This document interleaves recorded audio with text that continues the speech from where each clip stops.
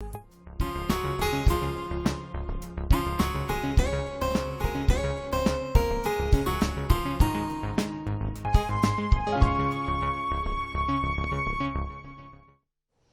स्वागत है आपका बुलेटिन में। मैं हूं आपके साथ राजश्री थवाई। तो संपूर्ण भारत में इन दिनों विशेष गहन पुनरीक्षण एसआईआर की प्रक्रिया चल रही है, जिसे लेकर प्रशासन मुस्तैदी से काम कर रहा है।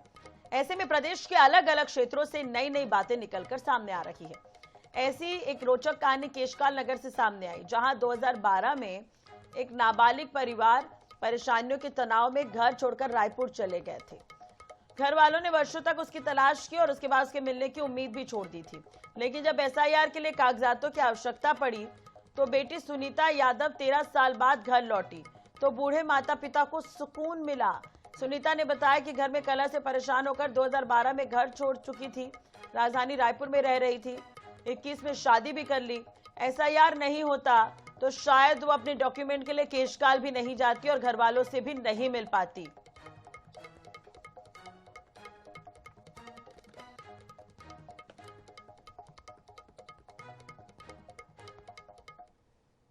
वर्ष 2012 में एक नाबालिग बालिका के गुम होने की रिपोर्ट दर्ज की गई थी और उसकी जो लगातार पता तलाश की जा रही थी। उसी पता तलाश के दौरान में अपराध पंजीबद्ध कर विवेचना में लिया गया था और आज 12-13 साल बाद में वो बालिका खुद यहाँ पर उपस्थित आई है, थाना में उपस्थित आई है, जिसको आज दस्तावेज किया गया है। विस्तृत कथन लिया जा रहा है और कथन लेने के बाद में आगामी विधान कार्रवाई की जाएगी।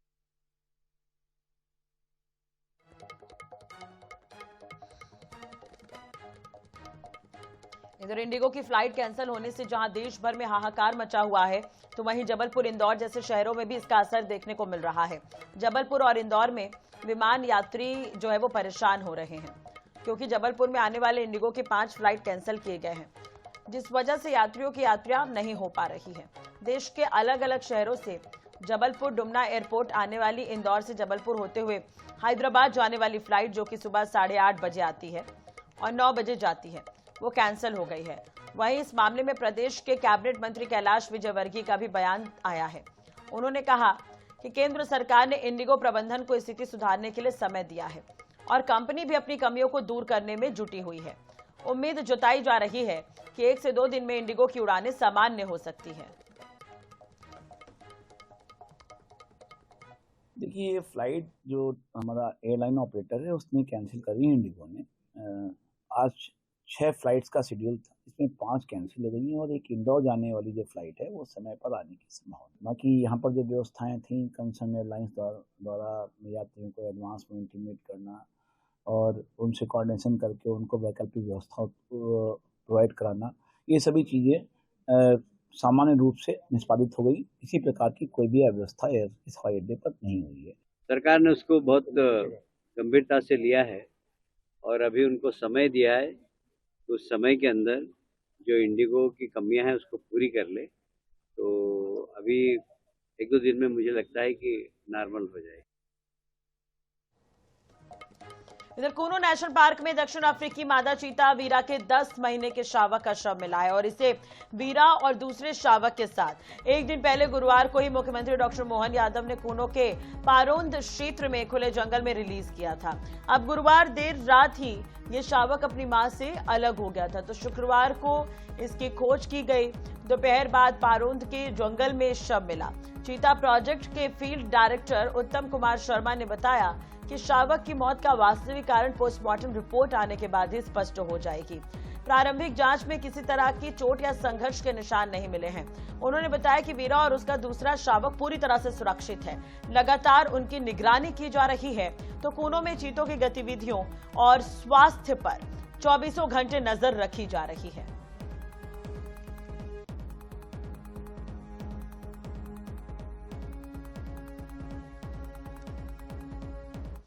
मध्य प्रदेश के देवास में शराब ठेकेदार सुसाइड केस में मुख्यमंत्री डॉक्टर मोहन यादव ने बड़ा एक्शन लिया है, जिसके बाद प्रभारी सहायक आबकारी आयुक्त मंदाकिनी दीक्षित को सस्पेंड कर दिया गया है।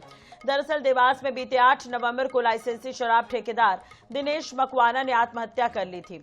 मृतक ने मौत से पहले एक वीडियो बनाया था जो शुक्रवार को वायरल हो रहा था। वीडियो में उन्होंने महिला आबकारी अधिकारी मंदाकिनी दीक्षित पर हर महीने घूस मांगने और पैसे न देने की वजह से सप्लाई रोकने का आरोप लगाया। मामला उजागर होने के बाद मुख्यमंत्री के निर्देश पर वाणिज्यिक कर विभाग ने उनके निलंबन का आदेश जारी कर दिया है।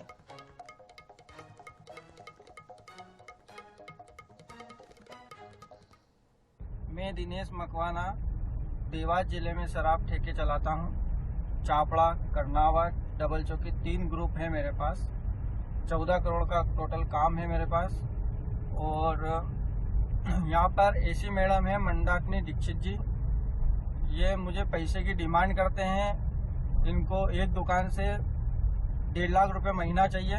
5 दुकानें हैं मेरे पास, 7.5 लाख रुपए महीना इनको चाहिए। अभी तक मैं 20-22 लाख रुपए इनको दे चुका हूँ। और अभी मैंने बोला मैडम अभी घाटा हो रहा है, मैं दशहरे बाद बिक्री बढ़ जाएगी तो उसके बाद मैं पेमेंट दे दूंगा। तो वो मैडम हम माल लेते हैं तो माल पर रोक लगवा देती है, देसी वेयर हाउस पर माल नहीं देने देती। जब तक पैसा नहीं आए तो माल मत दो। आज भी मेरा इशू था तो मना कर दिया उनने वेयर हाउस पे कि माल मत देना, और जब तक पेमेंट नहीं आए जब तक रोज रोज की इनके यही रहता है। तो इस कारण में आप इनसे त्रस्त आके एसी मैडम मंदाकिनी दीक्षित, इनसे त्रस्त आके मैं आत्महत्या कर रहा हूँ। इधर बैतूल में भावांतर योजना में बड़ा फर्जीवाड़ा देखने को मिला है। कलेक्टर ने 4 लोगों के खिलाफ एफआईआर दर्ज कराने के निर्देश दिए हैं। तो 4 में से 3 लोग एक ही परिवार के हैं। तो जानकारी के मुताबिक फर्जी रजिस्ट्रेशन करवाकर 170 क्विंटल सोयाबीन बेचने का प्रयास किया गया है। इसके अलावा तहसीलदार और पटवारी को भी नोटिस जारी किया गया है।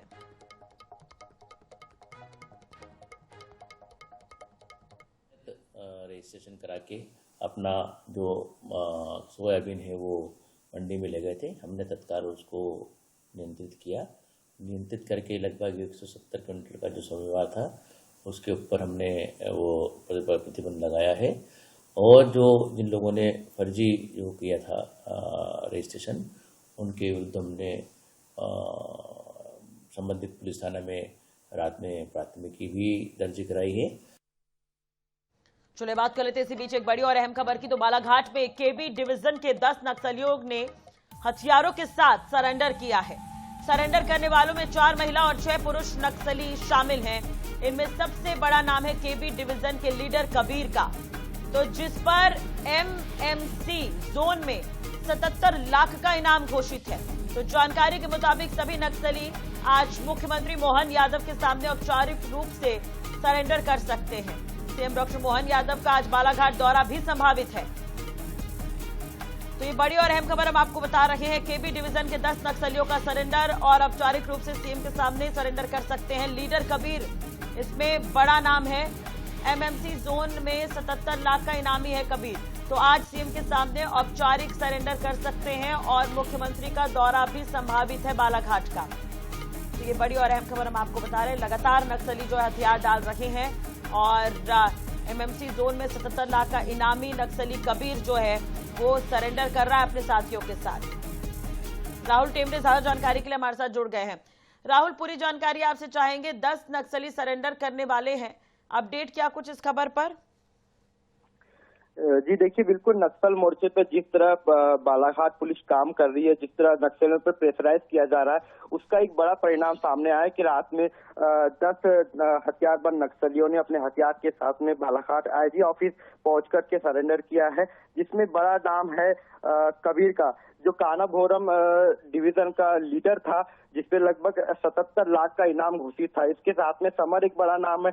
इसके अलावा अन्य जो साथी है, ऐसे कुल मिलाकर के 10 नक्सलियों ने कल फॉरेस्ट कर्मचारी और हाकफोर्स के जवानों की मध्यस्थता के बीच में आईजी ऑफिस पहुंच करके सरेंडर किया है। और ये कहीं ना कहीं बड़ी सफलता पुलिस जवानों की मानी जा रही, क्योंकि जिस तरह नक्सल मोर्चे में जवान जो है कार्य कर रहे हैं और इस तरह की जो उपलब्धियां है लगातार आ रही है, क्योंकि केंद्रीय मंत्री अमित शाह जी ने भी बिल्कुल डेडलाइन तय कर दी है कि मार्च 2026 तक नक्सलवाद को पूरी तरह से समाप्त करना है। तो कहीं ना कहीं उसी का एक मैसेज है कि यहाँ पर जो है नक्सली सरेंडर कर रहे, या तो मारे जा रहे हैं या तो सरेंडर कर रहे हैं। हमने पिछले दिनों भी देखा कि छत्तीसगढ़ में बालाघाट की एक बड़ी कैडर थी सुनीता, जिसने सरेंडर किया था। उसके बाद अब ये कानाभोरम डिवीजन के 10 नक्सलियों ने सरेंडर किया है। और आज दोपहर 3 बजे करीब सीएम साहब भी बालाघाट आ रहे हैं और कहीं ना कहीं उनके सामने ये पूरा आयोजन होगा, उनके सामने ये हथियार डालेंगे। जी चलिए, लेकिन राहुल, अगर मुख्यमंत्री को लेकर कोई जानकारी है क्या, क्लियर कुछ? बिल्कुल, जिस तरह के प्रशासनिक स्तर पर जो जानकारी सामने आ रही कि लगभग 3 बजे के आसपास डॉक्टर मोहन यादव बालाघाट पहुंचेंगे और एक बड़ा कार्यक्रम यहाँ पर आत्मसमर्पण को लेकर के किया जाएगा। हो सकता है पुलिस लाइन में ये कार्यक्रम आयोजित होगा, क्योंकि 3 बजे सीएम डॉक्टर मोहन यादव का जो दौरा है बालाघाट है वो प्रस्तावित हो रहा है। और ये कहीं ना कहीं देखो, हम बात करें इनके सरेंडर की, तो बालाघाट में मध्य प्रदेश के इतिहास में देखो बड़ा सिलेंडर है, क्योंकि मध्य प्रदेश का बालाघाट जिला एकमात्र ऐसा जिला है जो अति नक्सल प्रभावित की श्रेणी में आता था। हालांकि पिछले साल इसको अति नक्सल प्रभावित की श्रेणी से हटा दिए, लेकिन क्योंकि बालाघाट जिला जो है अभी भी नक्सल प्रभावित जिले की श्रेणी में है, इसलिए मान सकते हैं कि मध्य प्रदेश का अब तक के इतिहास में सबसे बड़ा सरेंडर की जहाँ पर 10 नक्सलियों ने सरेंडर किया है। चलिए, बहुत बहुत शुक्रिया तमाम जानकारी और बातचीत के लिए। आपका नजर बनाए रखेगा, अपडेट आपसे लेते रहेंगे। तो इधर सोशल मीडिया पर एक वीडियो वायरल हो रहा है। ये वीडियो पाकिस्तान की कराची निवासी एक महिला का है, जिन्होंने प्रधानमंत्री नरेंद्र मोदी से भावुक अपील की है। मामला इंदौर से जुड़ा हुआ है। महिला के वायरल वीडियो के मुताबिक प्रधानमंत्री से अपने पति को भारत से पाकिस्तान डिपोर्ट करवाने की मांग की गई है। महिला का आरोप है कि उसका पति भारत आकर उसने छोड़ दिया है उसे और इंदौर में दूसरी सगाई कर नई शादी की तैयारी कर रहा है। कराची की रहने वाली निकिता ने व्हाट्सएप के जरिए इंदौर की सिंधी पंचायत से संपर्क कर पति के खिलाफ शिकायत दर्ज कराई है। निकिता का कहना है कि उसके पति विक्रम कुमार नागदेव, जो कि एक पाकिस्तानी नागरिक है, लॉन्ग टर्म वीजा पर भारत में रह रहा है। पाकिस्तान की निकिता ने वीडियो में दावा किया है कि कराची में हिंदू रीति रिवाज से शादी करने के बाद वो उसे भारत लेकर आया था, जहां दोनों 5 महीने साथ रहे। निकिता का आरोप है कि इसके बाद विक्रम ने उसे पाकिस्तान वापस भेज दिया और फिर कभी नहीं बुलाया। मामले में इंदौर सिंधी पंचायत के अध्यक्ष निकिता के सहयोग के लिए सामने आए हैं। अब अध्यक्ष किशोर कोडवाणी ने कलेक्टर को पत्र लिखकर अवैध रूप से रह रहे विक्रम को भारत से डिपोर्ट करने की सिफारिश की है। पंचायत ने कलेक्टर को तर्क दिया है कि शादी पाकिस्तान में हुई थी, इसलिए मामला पाकिस्तानी कानून के तहत आता है।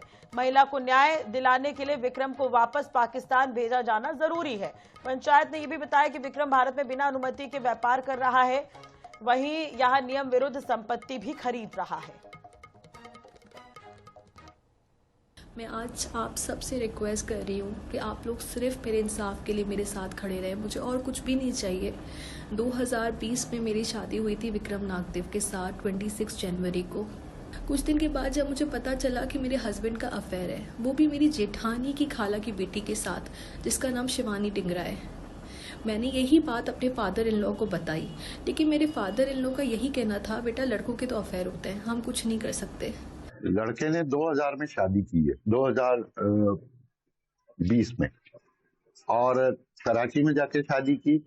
लड़की कराची की मूल निवासी है, लड़का भी मूल निवासी पाकिस्तान का, इंदौर में वीजा पर है, और वीजा नियम में का उसने उल्लंघन किया है। साथ ही साथ दूसरी लड़की के साथ सगाई कर ली है, जो कि मार्च में शादी करने जा रहा है।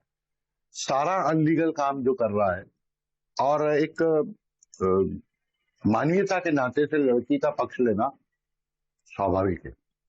मैंने लड़के को समझाई दी थी हमने यहाँ पंचायत में कि भाई आप उससे तलाक ले लो और भले शादी करो, हमें कोई आपत्ति नहीं।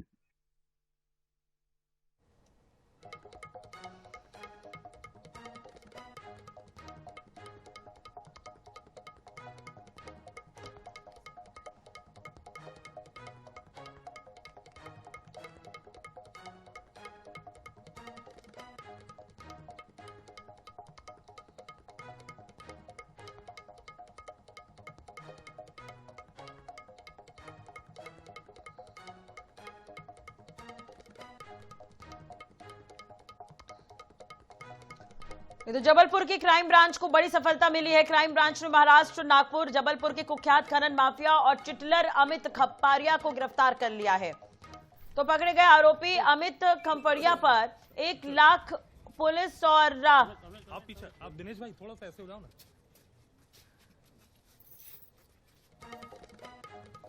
तो इस आरोपी पर पुलिस की तरफ से 1 लाख और 50,000 पीड़ित की ओर से इनाम घोषित था।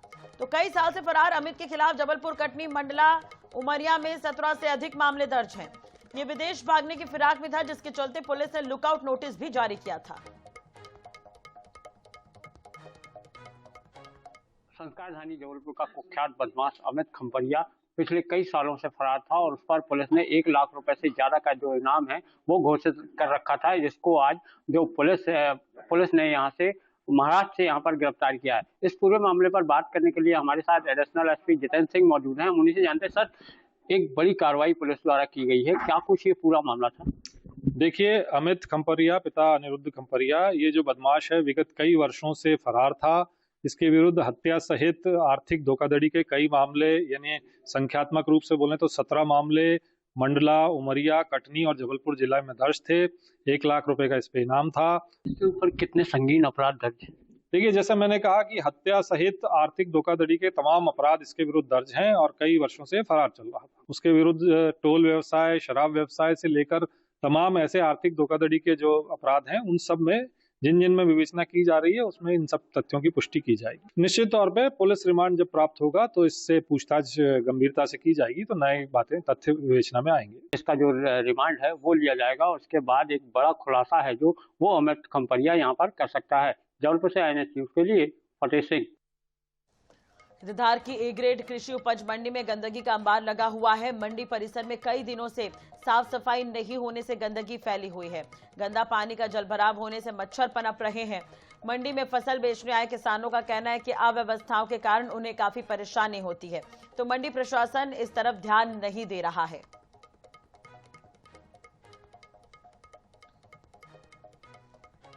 तो देवास जिले के खातेगांव क्षेत्र में INS 24/7 न्यूज की खबर का बड़ा असर हुआ है। अवैध मिट्टी खनन और अतिक्रमण को लेकर प्रशासन ने ब्लू स्टार कंपनी पर कार्रवाई की है। इससे जल जीवन मिशन का काम कर रही ब्लू स्टार कंपनी की मनमानी और दादागिरी पर लगाम लगा है। आपको बता दें कि खातेगांव के नेमावर क्षेत्र में जल जीवन मिशन योजना के तहत काम कर रही ब्लू स्टार कंपनी की मनमानी से हर वर्ग परेशान है। कंपनी के अवैध खनन कर मिट्टी बेचने और शासकीय भूमि पर अनाधिकृत रूप से सामग्री रखने के मामले में INS 24/7 ने खबर प्रकाशित की थी और उसके बाद प्रशासन हरकत में आया और मौके पर कार्रवाई की। तहसीलदार ने JCB और एक डंपर जब्त कर लिया है, तो थाने में इसे रखवाया गया है। किसानों ने बताया कि कंपनी अवैध मिट्टी खनन के साथ निजी खेतों से पाइपलाइन डाल रही थी।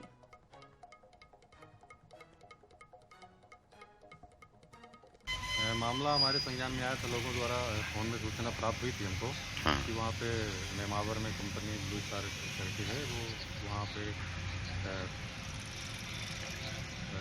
मुरुम टाइप की वो मिट्टी निकाल के और वो बिक्री कर रही है आसपास के क्षेत्रों में। तो आज हम सुबह आए तो मौके पर एक JCB और एक डंपर वहाँ पे लोड करते हुए मिला और वो जो ड्राइवर था उसने स्वीकार किया कि हम यहाँ से ले जा रहे हैं, पास के गाँव में उसको बिक्री कर रहे हैं। तो हमने दोनों को जब्त करके और थाने में खड़ा करवा दिया है और पूरा प्रतिवेदन हमको करके पूरा उच्च अधिकारियों तक इसकी चैनल द्वारा ये खबर चली थी। और उस संबंध में भी आज हम जब कार्रवाई करने गए तो उनसे हमने रिकॉर्ड मांगा कि आपके पास कहीं से अनुमति, आदेश और ये सब करने का हो, तो उन्होंने कोई कागज अभी तक हमें उपलब्ध मौके पे नहीं कराया। तो उसके संबंध में अपन उसके खिलाफ भी कार्रवाई होगी उनके। इधर इंदौर की डॉलर मार्केट में स्थित सबसे बड़े सेकेंड हैंड मोबाइल की दुकान से चोरी हुए 16 मोबाइल की चोरी मामले में पुलिस ने 2 आरोपी को गिरफ्तार किया है। तो पुलिस ने CCTV के आधार पर इन्हें गिरफ्तार कर लिया है और आरोपियों से सभी 16 मोबाइल भी बरामद किए हैं। दरअसल 28 से 29 नवंबर की रात में इंदौर के डॉलर मार्केट के बेसमेंट में स्थित हेमंत खुबानी की दुकान के ताले तोड़कर 2 चोर घुसे और दुकान में रखे 5 लाख रुपए के 16 मोबाइल चुरा कर ले गए थे। तो चोरी की घटना CCTV में कैद हो गई थी, जिसमें 2 व्यक्ति मोबाइल दुकान से चोरी कर जाते हुए दिखाई दे रहे थे। अब इस पूरे मामले पर पुलिस चोरी करने वाले मुख्य आरोपी फैसल को तेजाजी नगर थाना क्षेत्र से गिरफ्तार कर चुकी है। दूसरा साथी नाबालिग है। दोनों के पास से पुलिस ने चोरी किए गए सभी 16 मोबाइल बरामद कर लिए हैं।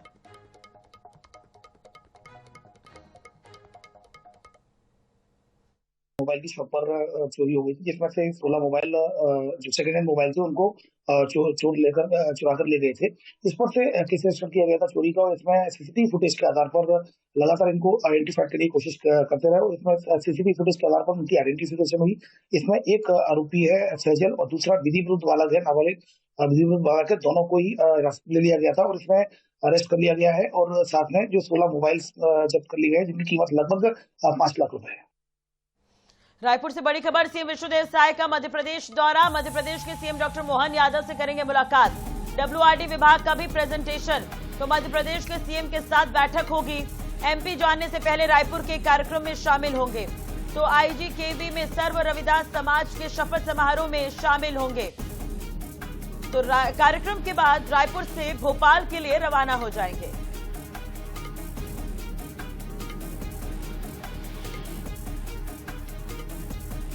ये बड़ी और अहम खबर हम आपको बता दें कि रायपुर में कार्यक्रम में शामिल होने के बाद मध्य प्रदेश के दौरे पर जाने वाले हैं मुख्यमंत्री विष्णुदेव साय। चलिए इसी के साथ ही फिलहाल इस बुलेटिन में इतना ही। खबरों के लिए बने रहिए हमारे साथ।